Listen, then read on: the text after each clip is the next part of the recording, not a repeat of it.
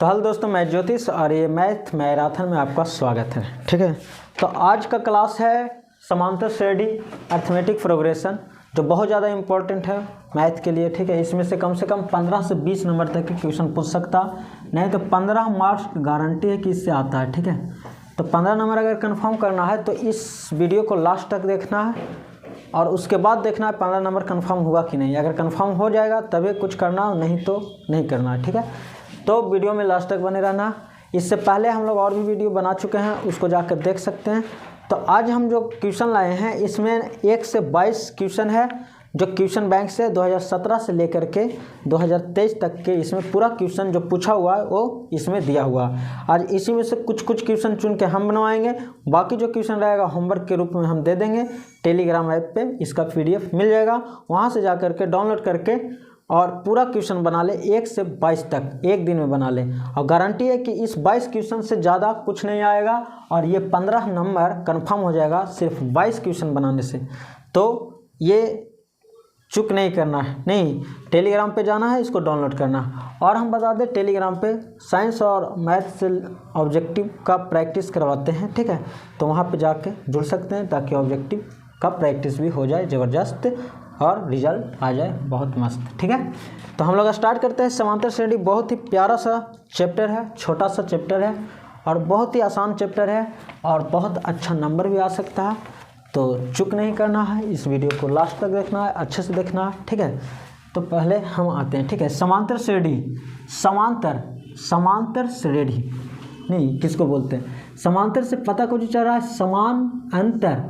ऐसा श्रेणी होना चाहिए जिसमें समान अंतर होना चाहिए। नहीं मतलब अगर हम श्रेणी लिखे, सीरीज लिखे, जैसे कोई भी लिख देता है 2, 5, 8, 10, ये सब सीरीज है। ठीक है, लेकिन ये जो सीरीज है ऐसा सीरीज होना चाहिए जिसका अंतर होना चाहिए, अंतर वो समान होना चाहिए, तब तो उसको नाम दिया गया है समान अंतर, यानी समान अंतर। ठीक है, तो देखो यहाँ पे क्या समान अंतर है इन दोनों में। तो अगर इसका अंतर निकालें तो 5 में से 2 जाएगा, 3 बचेगा। इसका अंतर निकालें तो 8 में से 5 जाएगा, 3 बचेगा। इसका निकालें तो 2 बचेगा। तो ये अंतर सब जगह समान नहीं हुआ, इसलिए समान अंतर नहीं हुआ। हम समान अंतर किसको बोलेंगे? जिसमें अंतर समान हो। ध्यान देना, यहाँ से ऑब्जेक्टिव पकड़ाएगा। ठीक है, अगर कोई बोल दे कि 2, 4, 6, 8 इस टाइप के अगर श्रेणी चल रहा है, क्या ये समांतर है? मैंने समानांतर श्रेणी है में आएगा ही। तो देखो श्रेणी तो है नहीं, लेकिन इसका अंतर देखो समान है कि नहीं। इसका अंतर निकालेंगे तो 2, मतलब कि 2 बढ़ रहा। यहाँ पे निकालें तो 2 भी 2 बढ़ रहा, यहाँ पे निकालें तो भी 2 बढ़ रहा। इसका मतलब हर जगह 2 बढ़ रहा होगा। 8 के आगे यहाँ पे आ जाएगा 10। ठीक है, तो यहाँ पे अंतर समान हो गया, यानी ये कैसा हो गया? समानांतर हो गया, नहीं समांतर श्रेणी हो गया। इसको हम इंग्लिश में कुछ बोलते हैं अर्थमेटिक प्रोग्रेशन, मतलब AP, यानी इसको हम बोलेंगे ये AP में है। मतलब आज जो ऑब्जेक्टिव में पूछेगा इनमें से कौन AP में है, कौन नहीं है। तो सबसे पहले देखेंगे कि उसका अंतर जो आ रहा है वो समान है या नहीं। यही जो अंतर है, अंतर दोनों के बीच आता है सेम, समान होता है, इसी को बोलते हैं सार्वय अंतर। सार्वय अंतर मैंने सभी का अंतर समान होता है, इसलिए इसको बोलते हैं सार्वय अंतर, नहीं कॉमन डिफरेंस। सबका डिफरेंस जो है कॉमन है। ठीक है, इसको ना शॉर्ट में D से लिखते हैं, कॉमन डिफरेंस, सार्वय अंतर। तो अगर सीरीज ऐसा हो जिसका सार्वय अंतर समान होता है तो उस सीरीज को बोलते हैं ये AP में है, और नहीं रहता है तो बोलते हैं AP में नहीं है। अगर हम एग्जांपल के लिए दें कि बताओ 1 का स्क्वायर, 2 का स्क्वायर, 3 का स्क्वायर, 4 का स्क्वायर, बताओ ये समांतर श्रेणी है या नहीं है? तो क्या है बताओ? तो लग रहा है कि 1, 2, 3 समान है, लेकिन समान नहीं है। समान नहीं इसलिए क्योंकि 1 हो जाएगा, ये 2 दूना 4 हो जाएगा, ये 3 तिहाई 9 हो जाएगा, ये 4 चौको 16 हो जाएगा। अब देखो इसका अंतर नहीं समान होगा, नहीं, यहाँ पे 3 का अंतर है, यहाँ पे 4, 9, 5 के अंतर है, यहाँ पे 9, 7, 16 के अंतर है। तो यहाँ पे अंतर समान नहीं है, इसलिए सार्वय अंतर नहीं है और ये AP में नहीं है। तो AP में जैसे कभी कभी बोल देगा कि बताओ √3, √5, √7, √9 ये AP में है या नहीं है? तो ऐसा लग रहा है कि लगता है कॉमन डिफरेंस सेम है, लेकिन सेम नहीं है, क्योंकि हम रूट में घटा नहीं सकते हैं। नहीं, रूट के अंदर हम लोग घटा नहीं सकते हैं। तो जब रूट के अंदर हम लोग घटा नहीं सकते हैं तो फिर कैसे उस सार्वय अंतर समान हो जाएगा? ठीक है, तो ये AP में नहीं है। हाँ, क्वेश्चन इस तरीके से पूछ सकता है कि बताओ √4, √9, 16 एपी में है या नहीं है? तो ये एपी में है। क्यों? क्योंकि 4 का वर्गमूल 2 होगा, 9 का वर्गमूल 3 होगा, 4 का वर्गमूल 16 का वर्गमूल 4 होगा, और इसका अंतर समान हो गया। 3 में से 2 गया 1, 4 में से 3 गया 1, और ये एपी में हो जाएगा। तो आज के बाद जब भी अगर पता करना हो कि कौन एपी में है कौन एपी में नहीं है, तो बस उसका अंतर निकालना है, बड़ा में से छोटा को घटाना है, मतलब दूसरा पद में से पहला पद को घटाना है।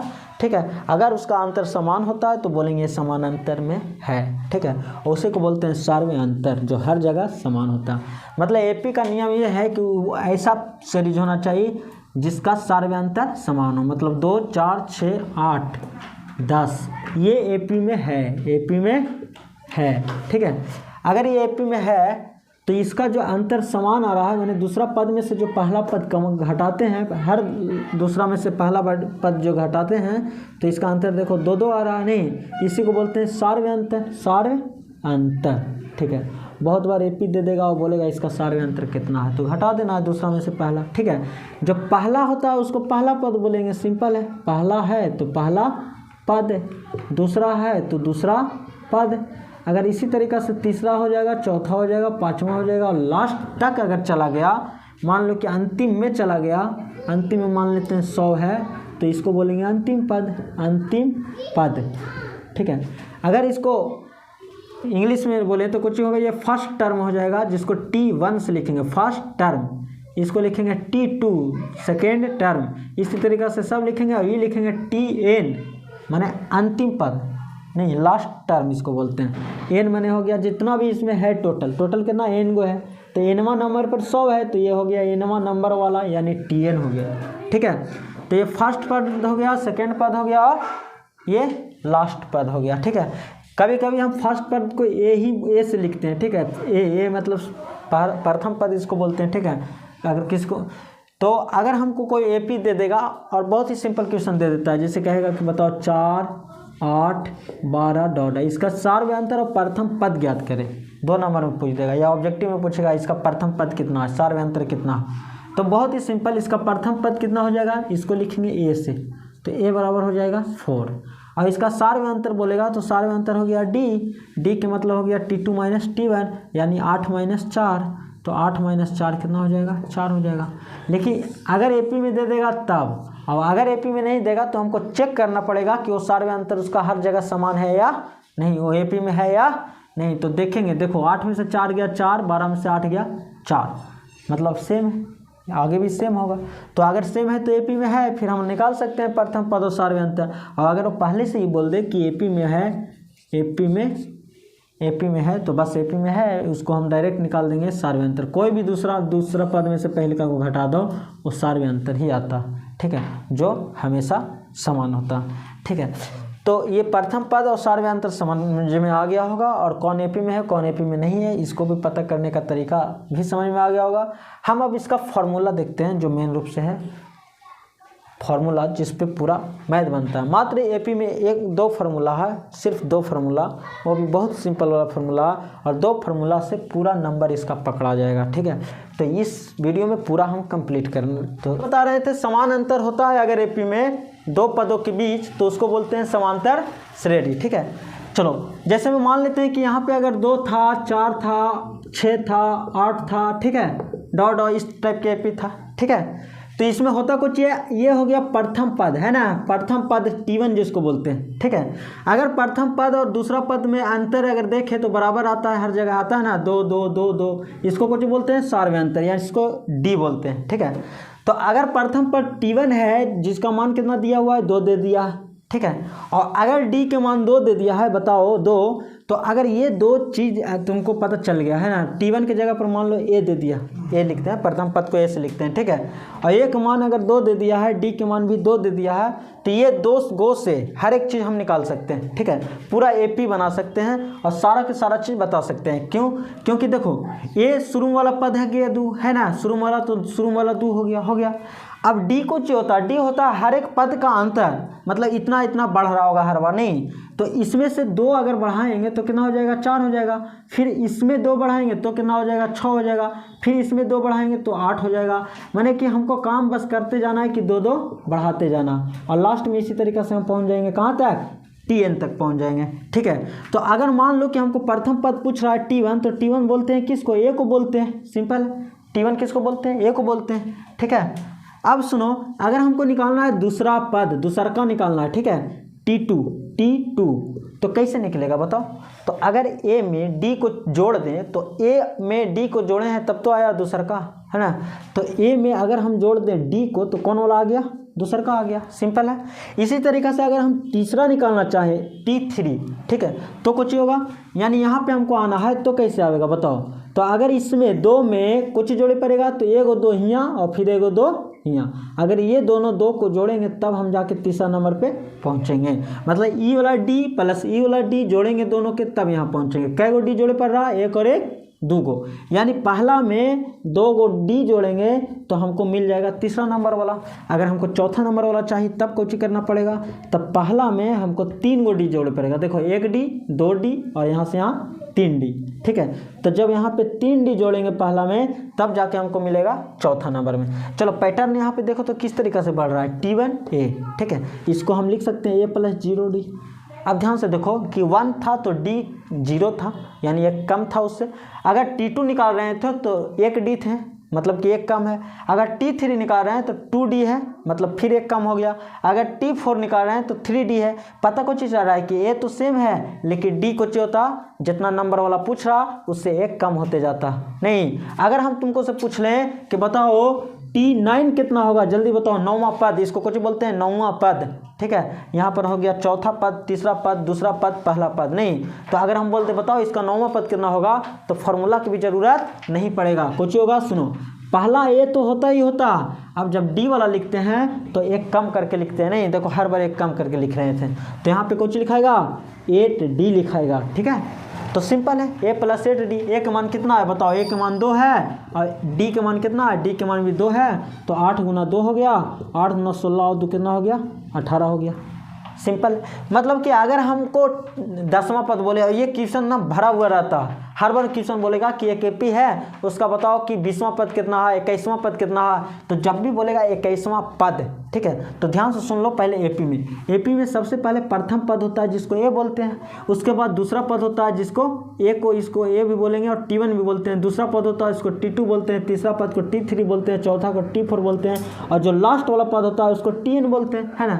इसमें जितना पद रहता है, पद जितना टर्म रहता है, जैसे 1 गो, 2 गो, 3 गो, 4 गो, डॉट कै गो, n गो। नहीं, तो पदों की संख्या जो है, पदों की संख्या मतलब जितना इसमें पद है उसको n से लिखते हैं, नंबर से। ये कुछ हो गया, नंबर n से लिखते हैं, नहीं कि इतना पद है। तो देखो ज़्यादा दिक्कत कुछ होता है, ज़्यादा दिक्कत होता है n और Tn में। नहीं, बहुत कन्फ्यूजन हो रहा होगा, हमको पता है कि n कौन होता है और Tn कौन होता है। इसके चक्कर में सारा काम ही गड़बड़ा जाता है। नहीं, Tn अंतिम पद होता है, n पदों की संख्या होता है, और हम इसी में कन्फ्यूजन हो जाते हैं। और जब लैंग्वेज में रहता है तो पता नहीं चलता है कि कौन n दिया हुआ है, कौन Tn दिया हुआ, और बार बार गड़बड़ हो जाता है। नहीं, 2 नंबर कट जाता। तो ध्यान से देख लेना, इसी को देखना बहुत ज़रूरी है, क्योंकि ये तो हम जानते हैं कि जो शुरू वाला होता है उसको a बोलते हैं, जो घटा के आता है दूसरा में से पहले का उसको d बोलते हैं। इसमें कोई दिक्कत नहीं होगा। अब दिक्कत ये होता है कि n और Tn में कैसे हम अलग अलग करें। तो जब भी देखना कि इसमें लास्ट में अगर लिखा हुआ या अंतिम पद बोल रहा या nवां पद बोल रहा है, तो वो कुछ होगा, Tn होगा। कहेगा कि बताओ डॉट 20 तक के जोड़ निकालें, 20 तक, तो 20 तक है, मैंने यहाँ तक 20 तक वो गया है, मतलब अंतिम में जो पद है वो कितना है, 20 है। ठीक है, तो Tn हो जाएगा 20। लेकिन बोलेगा इतना इतना 20 पदों का योग निकालें, तब देखो 20 तक और 20 पदों का दोनों में अंतर पता चल रहा है। बस थोड़ा सा क्या अंतर है, नहीं 20 तक 20 पदों का।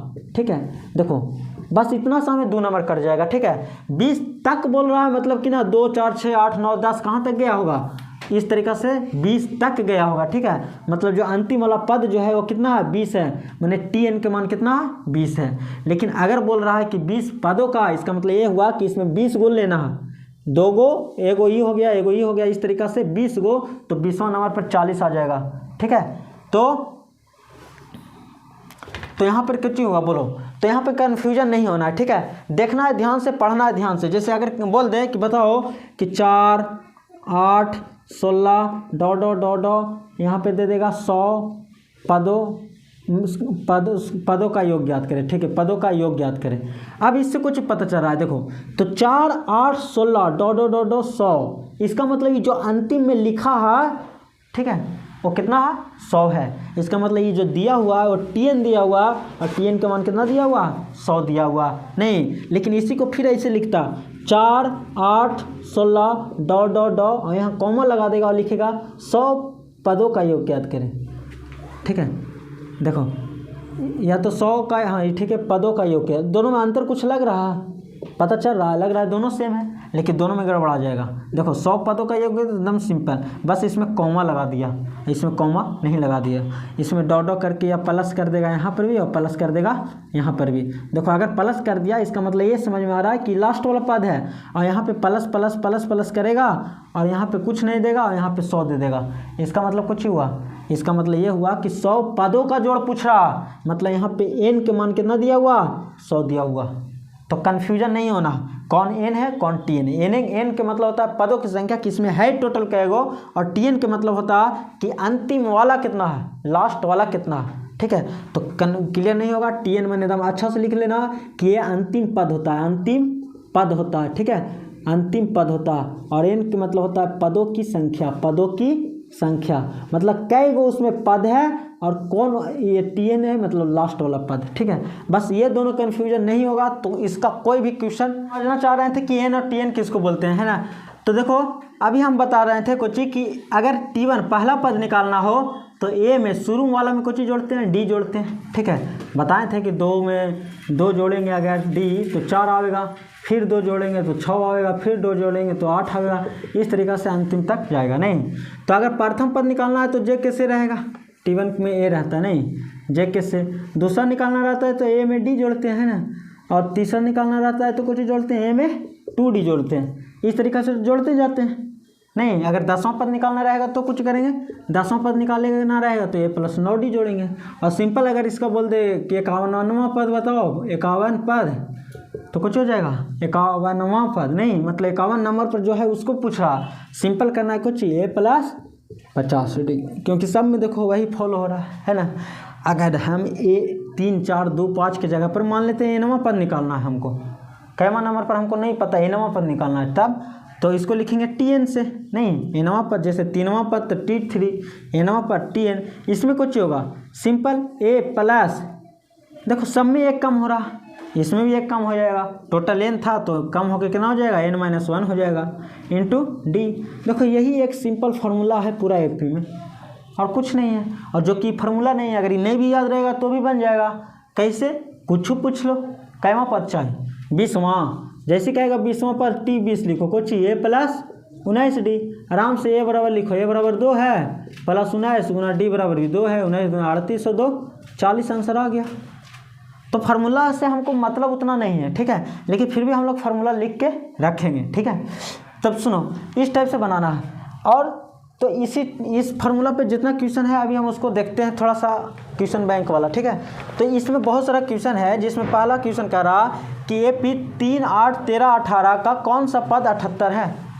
ठीक है, या फिर डायरेक्ट पूछ रहा है, देखो 2017 में पूछा हुआ क्वेश्चन है कि AP कह रहा है कि AP 9 13 17 21 डॉट 20वां पद निकालना है, 20वां पद। देखो सिंपल हम बनाएंगे कैसे, थोड़ा सा बनाने के नियम भी देख लो। नहीं सबसे पहले लिखना है अच्छा से हल, नहीं हल लिखो, सॉल्यूशन लिखो, जो तुमको मर्जी हो लिखो, बस साफ सुथरा लिखो। ठीक है, हम लिखेंगे फर्स्ट पद। ठीक है, सबसे पहले A, नहीं A बराबर कितना दिया हुआ, AP को पहले उतार लेना है, अच्छा से दिया हुआ है कुछ कि AP कितना दिया हुआ है, तो 9 13 17 21 डॉट निकालना है 20वां पद। ठीक है, मतलब यहाँ पे ना, यहाँ कुछ A बराबर 9 है और D बराबर दूसरा में से पहले का निकालते हैं तो 13 - 9 हो जाएगा, 9 6 15 होता है, नहीं 9 4 13, D बराबर 4 हो गया।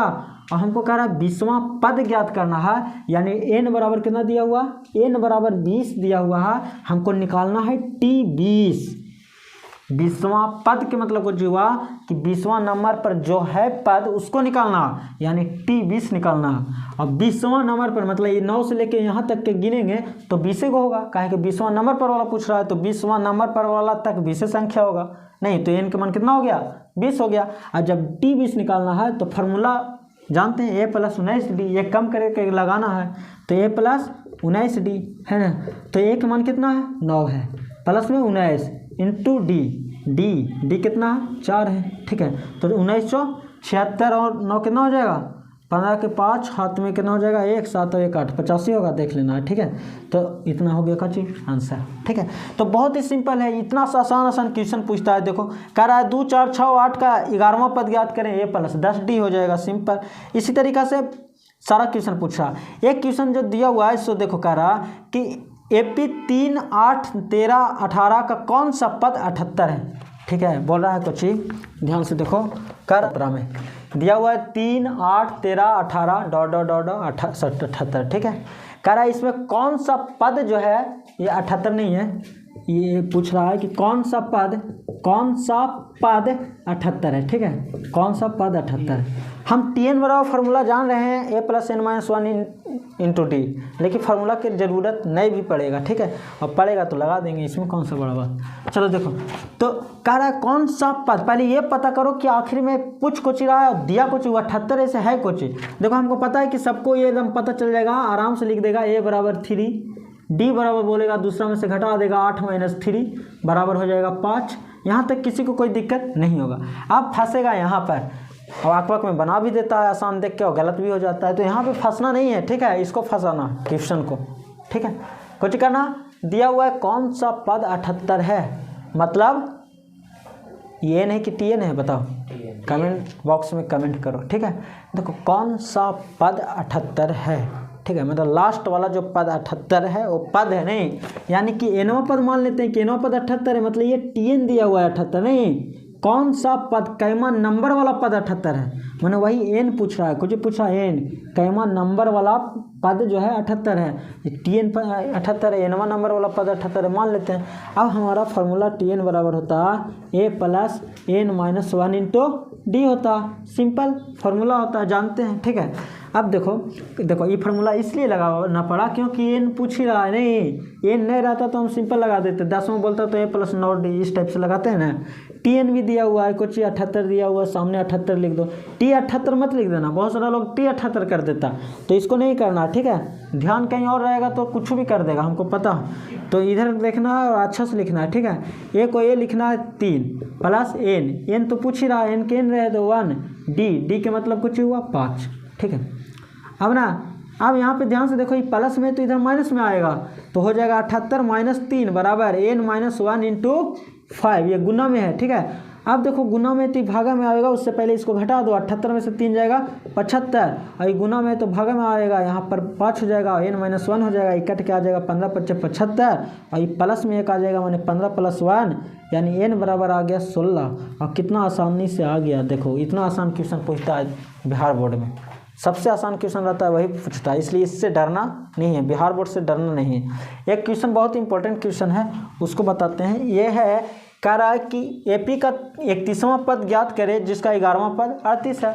देखो यहीं पे बता देते, कह रहा है 31वां पद बताना है, T31 बताना है, ठीक है, जिसका 11वां पद मैंने T11 दिया हुआ है, कितना दिया हुआ T11 दिया हुआ 38, देखो T11 38 दिया हुआ है, T31 पूछ रहा है। अब बताओ फार्मूला, T31 को कोची लिखेंगे, A प्लस 30D लिखेंगे, सिंपल है, A प्लस 30D लिखेंगे। अब ध्यान से देखो 11वां पद मैंने A प्लस 10D बराबर कितना दिया हुआ 38, ठीक है। यहाँ से ध्यान से देखो, अगर तो A प्लस 10D बराबर दिया हुआ है 38 है ना, तो यहाँ से कैसे निकालेंगे, इसका कैसे निकलेगा बोलो। A प्लस 30D है पूछ रहा है, ठीक है, और यहाँ पे A प्लस 10D बराबर 38 दिया हुआ है, और कुछ दिया हुआ है, हाँ और दिया हुआ है कुछ, 16वां पद 73 है, ठीक है, यानी T16 जो दिया हुआ वो 73 दिया हुआ है, ठीक है। तो T16 को हम लिख सकते हैं A प्लस 15D, और इतना बराबर कितना हो जाएगा 73 आ जाएगा। देखो ध्यान से देखो, तो ये समीकरण 1 बन रहा है, ये समीकरण 2 बन रहा है। देखो ज़्यादा हार्ड नहीं है, नहीं डरना नहीं है, बहुत सिंपल है। T11 दिया हुआ था 38 तो लिख दिए a प्लस 10d बराबर 38। T16 दिया हुआ है 73 तो लिख दिए a प्लस 15d बराबर 73। अब सिंपल ये दोनों को हल करो, मैंने दोनों समीकरण 1 2 को घटा दो। सिंपल समीकरण 1 माइनस 2 कर दो तो समीकरण 1 कितना है, a प्लस 10d है बराबर 38 और समीकरण 2 था a प्लस 15d बराबर 73। घटा रहे हैं, घटाओं में चिन्ह चेंज कर देते हैं, चिन्ह चेंज हो गया, a से a कट गया, 15 में से 10 गया माइनस 5d हो जाएगा बराबर 72 में से 38 जाएगा तो 12 में से 8 गया 4 और ये 6 में से 3 जाएगा 3 माइनस 34 हो जाएगा। ठीक है, माइनस माइनस कट जाएगा, अभी भी कुछ गड़बड़ है, 12 में से 8 जाएगा 4 बचेगा और 6 में से 3 जाएगा 3। यहाँ तक तो ठीक लग रहा। तो d बराबर कितना आ गया 34/5। देखो अगर d बराबर 34/5 है तो d का मान ले जाके समीकरण 1 में रख देंगे। सिंपल यहाँ पे रख देंगे, d का मान यहाँ पे रखेंगे तो a निकल जाएगा, मतलब हमको पास a और d का मान आ जाएगा। और जब a और d के मान आ जाएगा सिंपल किस में रख देना है, a प्लस 30d में रख देना, जो भी आवेगा a आवेगा वो प्लस 30 गुना जो भी d आवेगा वो रख देना, गुना करके जोड़ देना। बहुत ही सिंपल है। ठीक है, ये क्वेश्चन बहुत बार पूछता है। ठीक है, तो इस टाइप के क्वेश्चन इसमें बहुत सारा है। आगे कह रहा है समांतर श्रेणी ज्ञात करें जिसका 5वां पद 15 है, तीसरा और 8वां पदों का योग 34 है। मतलब सिंपल देखो कह रहा है कुछ कि T5 15 दिया हुआ है, यानी a प्लस 4d बराबर कितना है, a प्लस 4d बराबर 15 दिया हुआ, ये समीकरण 1 हो जाएगा। और दूसरा कुछ दिया हुआ, दूसरा दिया हुआ है कि तीसरा और 8वें पदों का योग यानी T3 प्लस T8 बराबर, दोनों का जोड़ जो है वो दिया हुआ 34। कितना दिया हुआ 34। तो एक समीकरण यहाँ से बन जाएगा, नहीं बन जाएगा। देखो T3 को लिखेंगे a प्लस 2d और प्लस 8 को लिखेंगे a प्लस 7d बराबर 34। a और a हो जाएगा 2a प्लस 7 और 2 9d बराबर 34 हो जाएगा। ये हो जाएगा समीकरण 2। और समीकरण 1 और 2 हम लोग के हल करे, आता है नहीं आता है तो कुछ करो, इसको 2 से गुना कर दो, नहीं 2 से गुना कर देंगे दोनों तरफ और गुना करके घटा देंगे। 2a से 2a खत्म, 4 दूना 8, 9 में से 8 जाएगा d और 15 दूना 30, 34 में से 30 जाएगा 4 बचेगा, यानी d बराबर कितना बचेगा 4। d का मान अगर ले जाके रखेंगे किसी भी समीकरण में कहीं पर भी ले जाके रख दो तो a का मान निकल जाएगा, निकलेगा। जब a और d का मान निकलेगा तो कुछ भी AP पूछ रहा है ना, तो सिंपल जो a आवेगा वो पहले लिखाएगा, 5 आया मान लो a, फिर उसमें जो d आया जोड़ते जाएंगे, 5 और 2 7, 7 और 2 9, इस तरीके से जोड़ते जाएंगे। नहीं देखो ये हमको पता है कि कोई भी अगर इसको पढ़ रहा होगा तो एक आध बार तो AP पढ़ा ही होगा। ये रिवीजन के टाइप पर चल रहा है क्योंकि एग्जाम बहुत नज़दीक है, 1 महीना के बाद है, 1 दिन में ख़त्म करना है। ठीक है, तो AP को मतलब बस रिवीजन के तौर पे देखना है। ठीक है, थोड़ा अच्छा से देखना, तो ये सब खुद से करना पड़ेगा, नहीं तब जाके जल्दी में होगा। ठीक है, तो हमको आशा भी है कि कर लेगा सब, नहीं क्योंकि एक बार न एक बार पढ़ा हुआ होगा। तो चलो आगे देखते हैं, आगे बहुत सारा इसमें क्वेश्चन है जो PDF से बनाना है। ठीक है।